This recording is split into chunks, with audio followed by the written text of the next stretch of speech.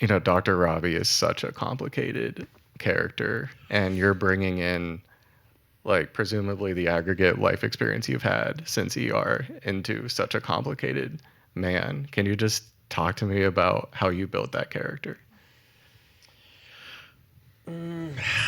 I think we can all identify with having had situations occur during pandemic that were so extreme that we put them in a little bit of a locked room and out of necessity had to move on and function and show up for our kids or our parents or our bosses or whatever.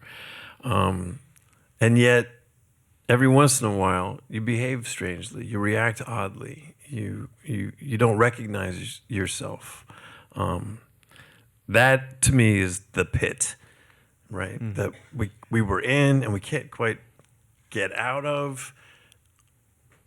And that was the exploration for Robbie. Like, how do we make a character that sort of embodies the undealt with trauma of pandemic and the never-ending need to show up for the unceasing responsibility that you have? How do you compartmentalize, and how do you put on a professional demeanor and a game face day in and day out? And then what happens on the day you just can't? When you did research and you spoke to healthcare professionals and crafting the script and working on the character, what did they say about that? It was, if you've been in the business for more than 20 years, everybody has the same look in their eye when you start to talk about this stuff.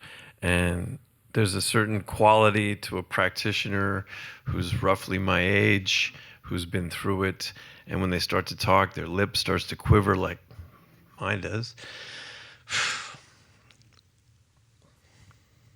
I have to somewhat apologize for my emotionality, but we wrapped the show last Thursday, and I immediately had a wrap party, then jumped on a plane, and I've been sort of doing press ever since. But I haven't quite put down the experience yet or flushed it, so I'm in hour 15 of my shift still, having to sort of look at it analytically at the same time.